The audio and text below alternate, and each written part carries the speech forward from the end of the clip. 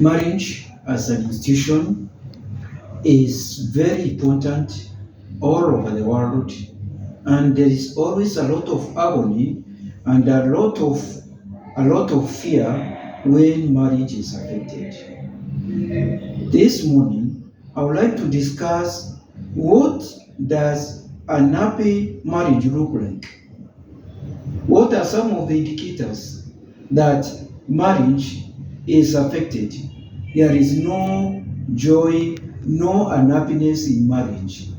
Because it's possible to understand that marriage is no longer happy, or rather, the couples are no longer happy, they are no longer enjoying the marriage which had bliss, which had a lot of fanfare during the weddings, and so they thought that this is going to continue, but time has proved different.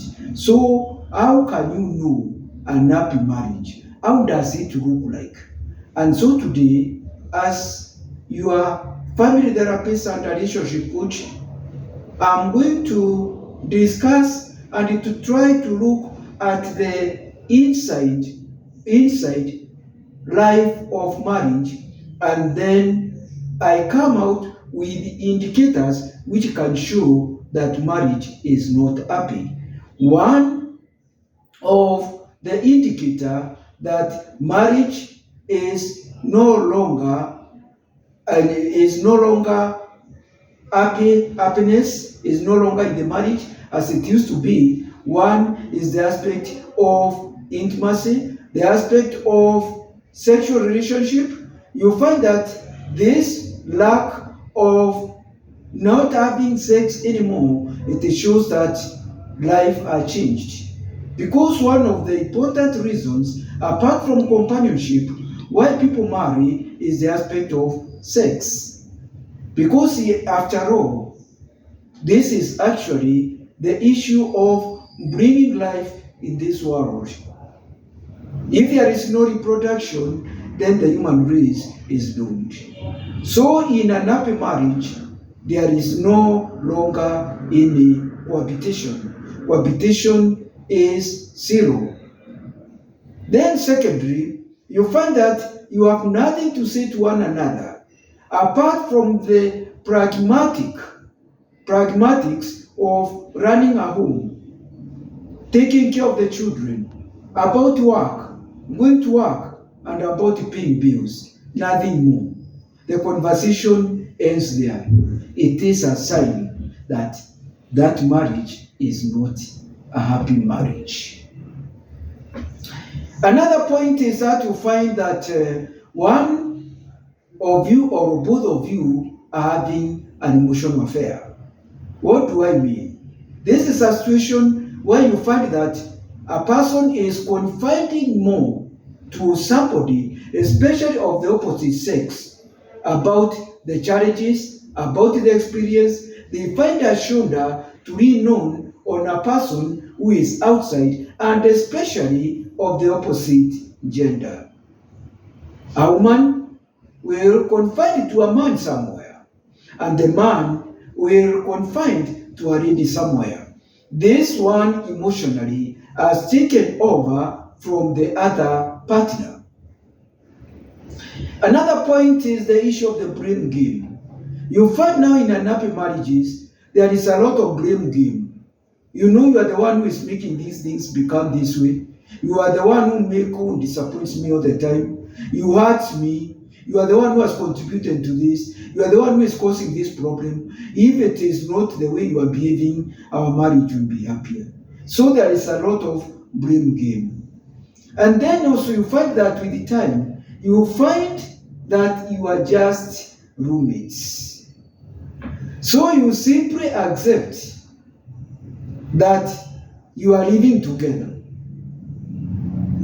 So though you are saying your husband and wife, you are not. You are just roommates. And your home is no better, no different than a boarding and lodging.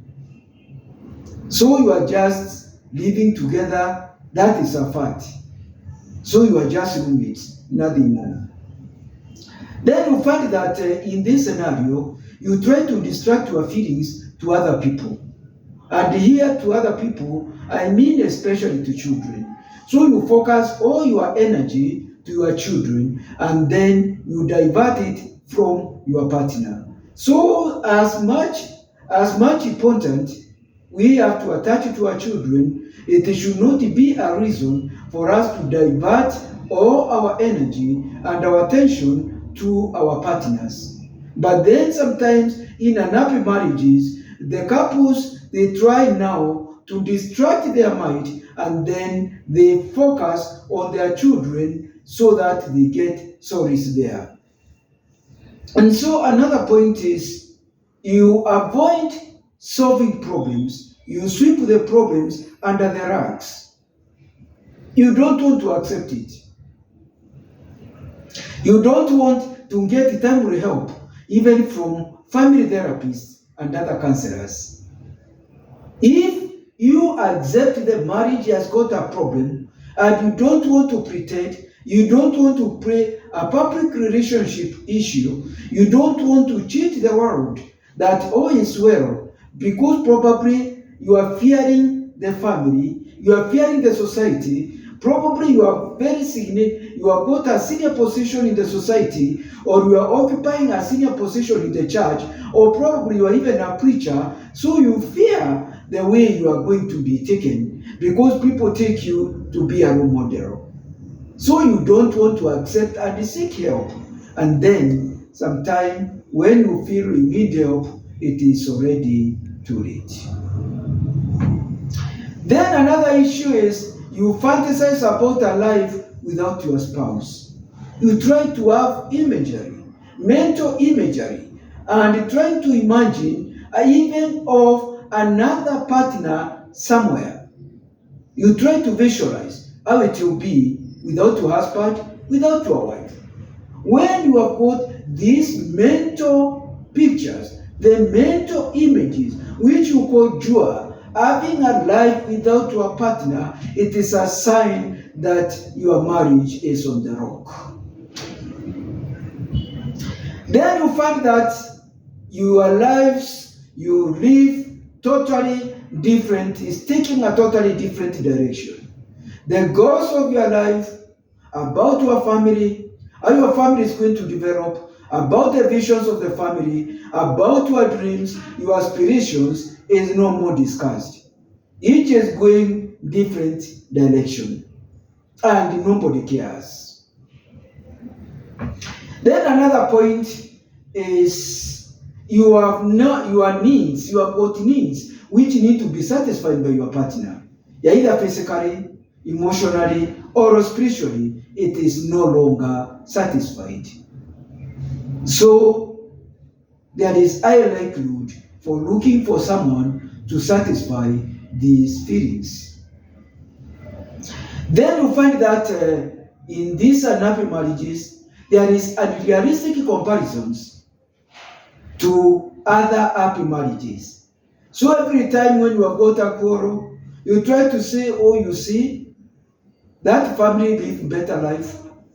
That wife, the woman married, the woman married to that man, to my friend, is better than you.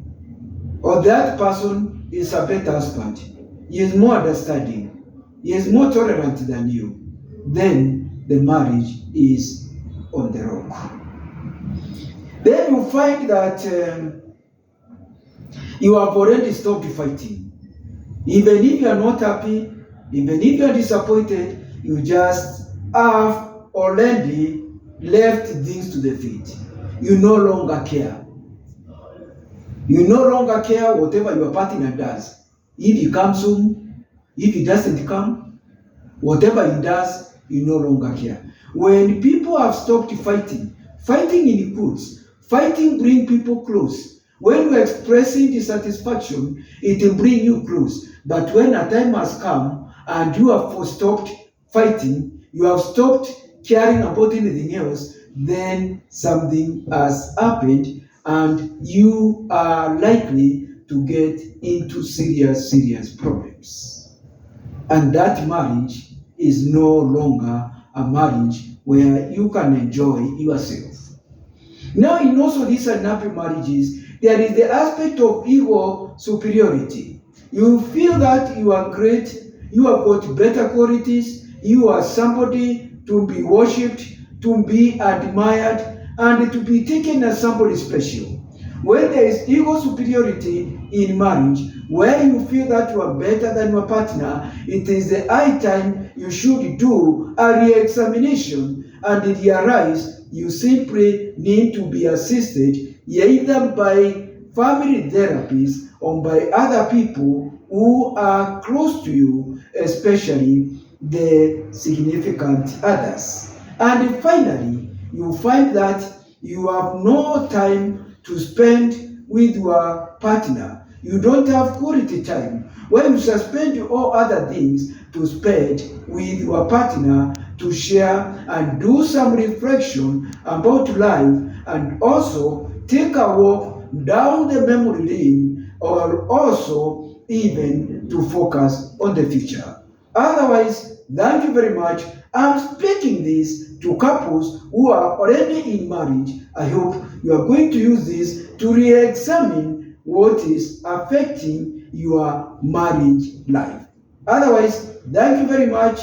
Is Mutero Kwaru from the YouTube channel A Moment with Rukwaru. If you have not subscribed to A Moment with Rukwaru, I would encourage you to do so that the YouTube channel will alert you when I upload such videos. For those who have already subscribed, it's a great thank you. Otherwise, have a great day. Adios.